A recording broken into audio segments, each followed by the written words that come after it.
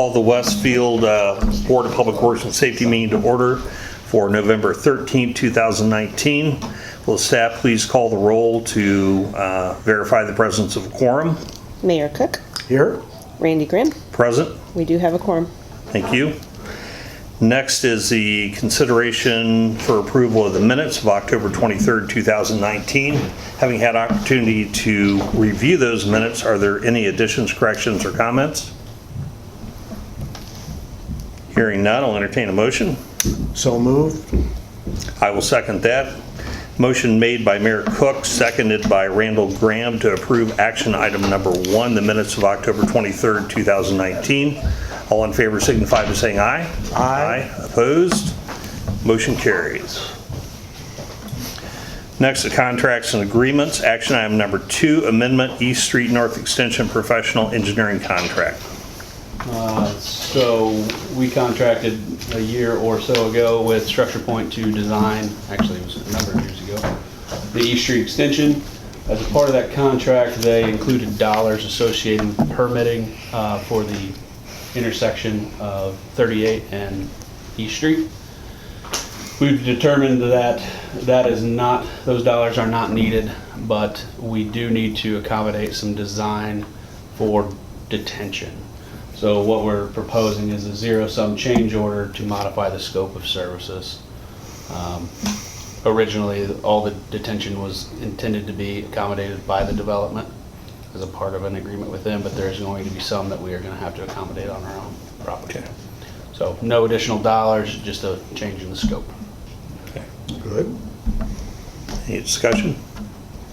Hearing none, I'll entertain a motion to approve action item, or I'll make a motion to approve action item number 2, amendment East Street North Extension Professional Engineering Contract. So moved. Motion made by Randall Graham, seconded by Mayor Cook to approve action item number 2, amendment East Street North Extension Professional Engineering Contract. All in favor signify by saying aye. Aye. Opposed? Motion carries. Let the record show that I have been notified action item number 3 has been continued to the December meeting. And we will move on to action item number 4, North Point Lot 2 Road Impact Fee Installment Agreement. So much like many of your other standard installment payment agreements for road impact fees, the builder, in this case is the Peterson Group, I believe, yeah, the Peterson Company, is building a building on Lot 2, I believe it is, of North Point. They're effectively exercising their rights to pay their impact fees over 5 years. So this is an agreement that memorializes that, allows it to go into our system and be tracked and billed appropriately. So What is the amount? the amount is $123,346. They will pay $61.67 at the issuance of the permit, and then $25 and change annually for 5 years. Forward. Very good. Okay. Any discussion? No further. Hearing none, I'll entertain a motion. So moved. I will second that. I have a motion made by Mayor Cook, seconded by Randall Graham to approve action item number 4, North Point Lot 2 Road Impact Fee Installment Agreement. All in favor signify by saying aye. Aye. Aye. Opposed? Motion carries. On to action item number 5, 196 in Grassy Branch Improvements Contract Supplement. Last month you approved the contract for design of 196th Street and Grassy Branch, adjacent to the new GFS development. At that time, we told you that was a contract to get the surveying and other preliminary things going. This is the supplemental or amendment to that contract for the entire design costs. Addition to the contract is $332,223. So it brings the total contract amount to $430,000, which is all the improvements needed to accommodate the additional trucking associated with that. And this project. will produce bid documents for you. This will take it through all the way through, ready to construct. So they will also put together the bid documents. Yes. Time frame? Jeff? Besides being tight, Yeah, it's like we're working under the assumption summer construction. If you scroll, I think the page up or page after, it assumes a June bid, but we want to look at to essentially meet a bid date that provides the amount of construction time frame so that we're open for business when PFS is open for business and willing to work with them what that is. So they included the escalated time frame in this fee, which we feel is equitable and Okay. fair. and what is your completion, anticipated completion date on the entire project as of now? I believe it is, As bid in June. We're calling June, and then we're saying done, open for construction following June. yeah, so If we need to. June of 21, really. Or just according. Spring or early summer of 21. It meets their timeframe? They're planning to open in summer of 21, Okay, last I heard anyway. And that's what Jeff's alluding to. We can work to condense that some if we have to. very good. Any further discussion? I do not. Hearing none, I will make a motion to approve action item number 5, 196 and Grassy Branch improvements, contract supplement. I will second. Motion made by Randall Graham, seconded by Mayor Cook to approve action item number 5, 196 and Grassy Branch improvements, contract supplement. All in favor signify by saying aye. Aye. Opposed? Motion carries. On to permit approval. Action item number 6 contains encroachment permit application Duke Energy for 1839 West 166th Street as well as the same for 730 East Street. I will go to the 730 East Street permit first. It's a bit easier to justify that replacement. The intersection of 186th and East Street, if I can orient myself, right here. You see 186 East, there's a pole right here that feeds this house. Duke is requesting a permit to replace that pole.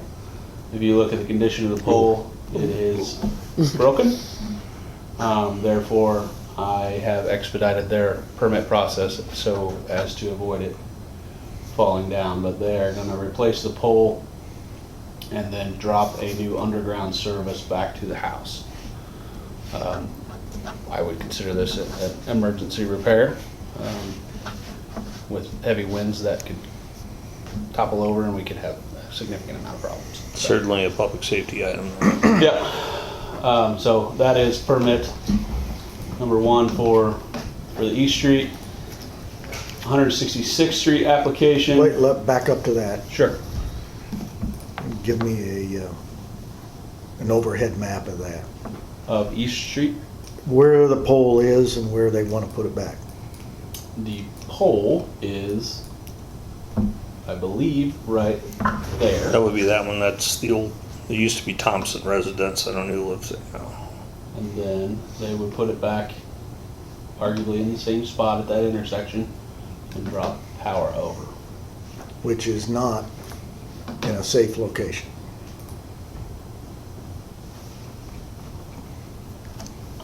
If you look at all the underbuilts and utilities that are on this, all of that would have to go underground in order to, or be a part of a designed project to move it to a different location. Are the lines moving east and west? They're North and and south. south. So could the pole not be moved to the south such that it is away from the intersection? Away from this. Yeah, I mean, I can look at that. We can talk to them to see what it would entail to accommodate Well, that. you know that our goal is to put replacement poles at least outside of the recognized safety zone of a roadway. And I apologize, I'm showing you the wrong location. Okay. This is for the new residence that is being built on this property right Yes. here. Mhm. So it would be replacing of this pole, which is, looks to be 4 or 5 feet off the curb, or the road, and has all the north-south movements. But it'll be dropped back to a new home back here. So, do you know how far that pole is off the roadway? I can measure it. Maybe.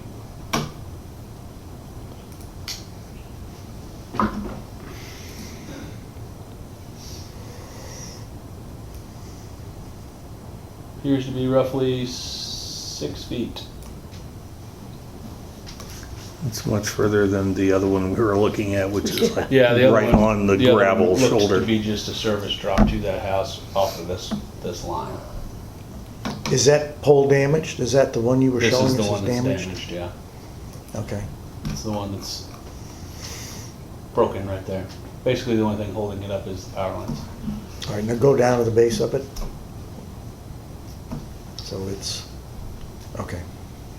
I'm all right. Okay, any further discussion? Not on that one. Okay.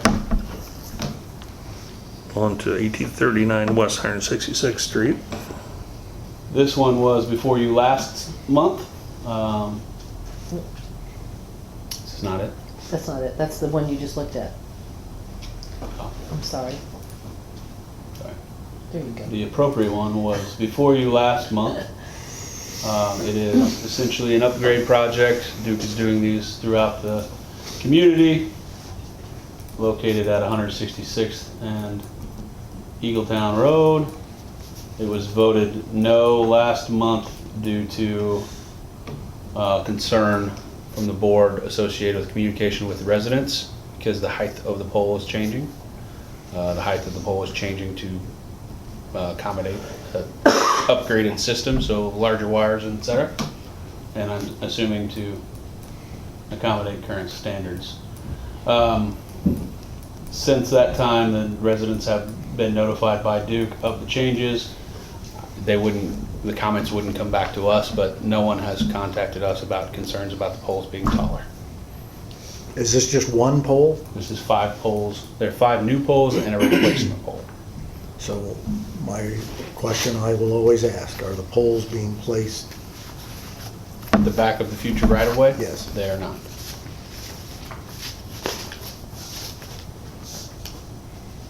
That I have a problem with it. And these are new relocations. It's an upgrade. It's an upgrade. It's a new pole, new wires in the existing prescribed or I guess acknowledged right-of-way. Back out here, as you know, there's generally no right-of-way. The owners own to the middle of the road. And are the poles on that south side? They're on the home side. You can see one there. They're a fair distance off the road. In the plan, so if you notice the 5 poles here, when you get to the plan, you can identify them as well. So here's the conglomerate. These are all staying. As you go further to the north, you start getting into the poles that are being upgraded. Now, hold still a minute, I'm still trying to locate. That is what road? That's That is Eagle. Eagletown Road, yeah. So these poles are along Eagletown Road? Correct. So the ones that you see right here are not impacted. As you move north, these poles are being upgraded, going north for a pretty good stretch to in here somewhere. And why does Duke say they cannot go to the edge of the right-of-way, to future right-of-way? They have not stated why they can't, other than that they would have to require easement, and that's not part of their current strategy. I have a problem with that. Okay. These are all under one action item. Can they be separated, or how do we handle that? Brian? That's my If questionably, just, You can move to approve all those except what you don't want to. and break that out into a new matter for next time. Okay, I would move to approve the application for the East Street address.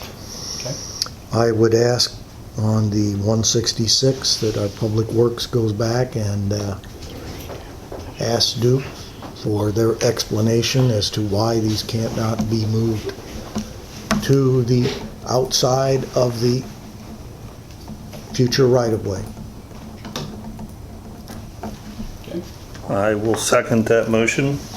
The motion has been made by Mayor Cook, seconded by Randall Graham on action item number 6 to approve the encroachment permit application Duke Energy 730 East Street, and for staff to go back to Duke and inquire why the location at 1839 West 166th Street improvement cannot be moved beyond the future right-of-way. Yep. All in favor signify by saying aye. Aye. Aye. Opposed? Motion carries. On to the consent agenda, the November bond information. I'll entertain a motion. So moved. I will second that. Have a motion made by Mayor Cook, seconded by Randall Graham to approve the single item on the consent agenda, November bond information. All in favor signify by saying aye. Aye. Opposed? Motion carries. On to department reports. First up, Chief Reed. These are for October. Incident responses. Not a heck of a lot out of the normal. About 60 to 70% of what we do, right, is medical. Breaks out about right. This shows, again, we're doing a little comparison here, just in terms of from October 19 to 18, which is pretty typical in terms of our overall increase in incidents is about somewhere between 3 and 5% annually. We're on that track. Grand Park, of course, not quite the giant burden it was made out to be. You had a call out there? It's even slowing down from that. William Time some. Exactly.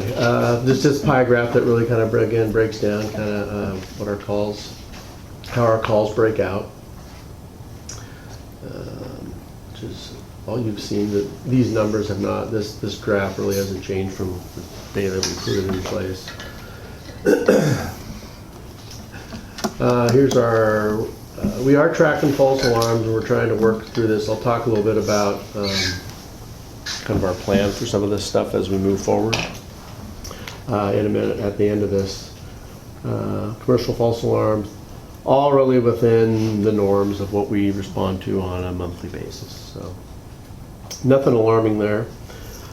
Mutual aid, this is really for us for EMS incidents. And this is, we received 11 in October, and across the board, what we got back. Again, this thing fluctuates monthly. Sometimes we get more than we get. This is provided, this is what we did, and most of our stuff really was, it's a couple major fires out of Bex we supported. We had, Sheridan's had a couple, Cicero had a couple, so he was, oh. Phone ringing for some reason. You don't want me to answer it? You can talk to them. And then again, our care facility stuff, which we're working on, and I'm going to address that here at the end too, and talk a little bit about what we're doing there. That's pretty much it. There's no real news there. I did want to talk a little bit about some of the other stuff that we've got going. So first of all, the budget was approved, and so we got 3 new positions. Just to give a little overall perspective. Right now, we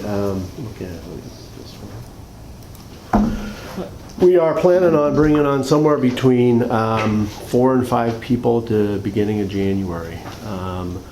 And really, potentially by, I would say March, April, May, in that range, we could end up with another 4 to 5 through retirements and such. So we actually are projecting somewhere between 8 and 9 people coming in. That would include the 3 new people as well. Oh, come on here.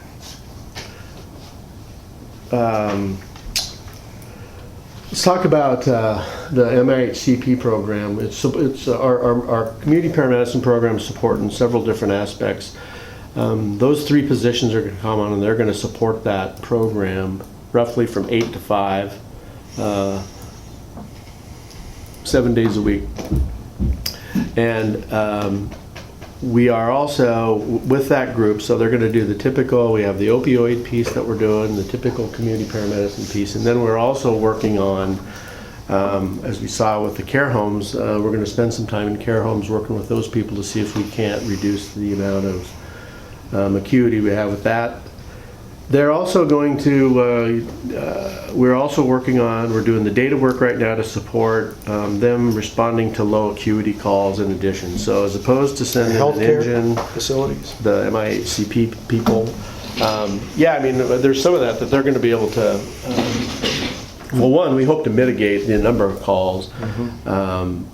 That's mainly what their focus is going to be initially. And then, but we're going to send them on low acuity stuff. We're making sure that we have the data sets right, but there's certain medical calls, there are certain alarm calls that they can respond to as opposed to sending an engine. So that work is all being done right now. What else did I do? Wellbeing Coalition, attended the lunch with Derek Peterson, which was very, very informative. Our MIHCP program is playing a significant role in that as well, in the well-being component, the mental health component. And then finally, the last piece of news is that next Wednesday, the 20th, at 2:30, we're going to do a press conference for the Pulse Point rollout. For those who aren't familiar with that, on your phone, you can download the app. It basically will show all the incidents that are going on in Westfield, but it also has a CPR component to it. So those people who are trained in CPR, they just click a button that indicates that they're trained in CPR. And then if you're within a quarter mile of an incident where somebody's having a cardiac arrest and needs CPR, it will actually alert you. It has AED information as well. It is going to be, I think, a large, very helpful in terms of reducing the amount, hopefully reducing the amount of out-of-hospital cardiac arrest death within our community. So I think it fits nicely into the Safe City component, and I think it's a pretty slick little deal, and I think we're going to roll that out. I think the other part is Riverview Health plays a significant role in terms of helping us fund that, so that we're rolling out in conjunction with them as well. So. Which is expected to go across the county. Yeah, there's people lining up right after us, so we'll see what happens. That's great. I know you've been working on that quite a while. Yeah, almost since I got here. But we finally, Jeff Schimmer, the new director at the 911 center, has been really, really helpful. He been very helpful in terms of us getting that up and going. So that's all I got. Very good. Good. Next up, police. Captain Jim Lilly.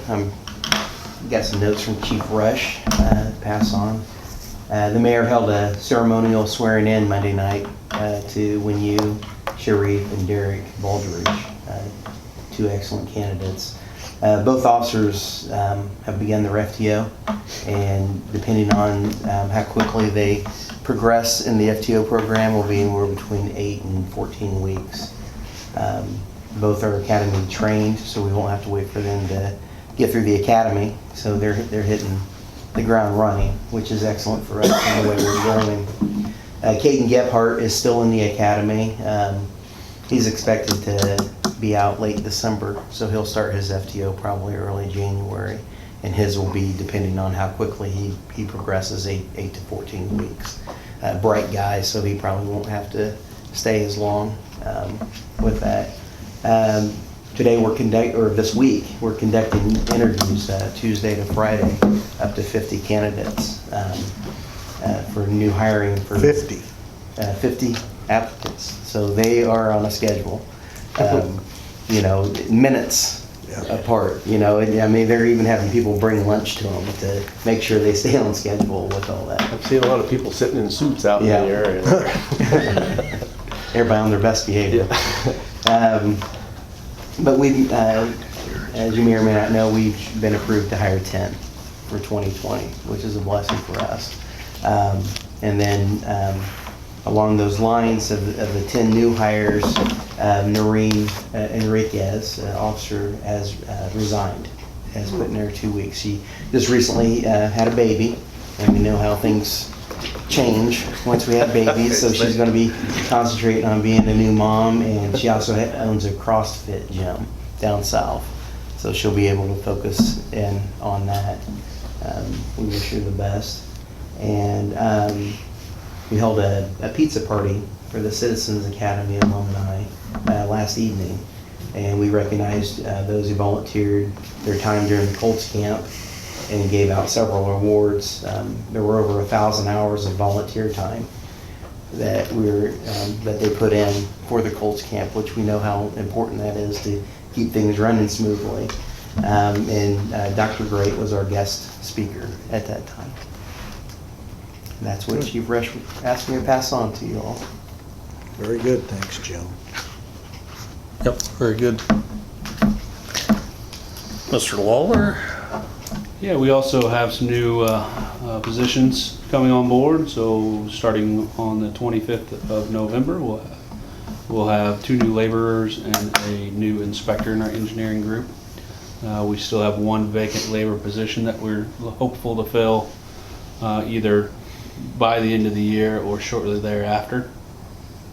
From a operations perspective, we experienced our first winter weather event earlier this week. Went off extremely well, in my opinion, considering the vast amount of our drivers are new. Some of them, this is their first winter season, so went really well.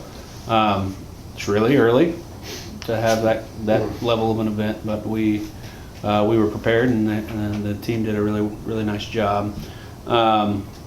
So with that, we are moving into full winter mode. We still are hopeful to have some decent days that we can do some additional maintenance activities, some shoulders, grading, and that sort of thing. It gets difficult once it freezes because our materials freeze. So parks-wise, we are winterized and got our irrigation systems blown out. We do have 1 roundabout landscaping project that is underway. The early freeze is going to slow that down a little bit as well, but 161st and Oak Ridge is getting a new facelift, if you will. Construction-wise, we broke ground on the Westfield Boulevard extension.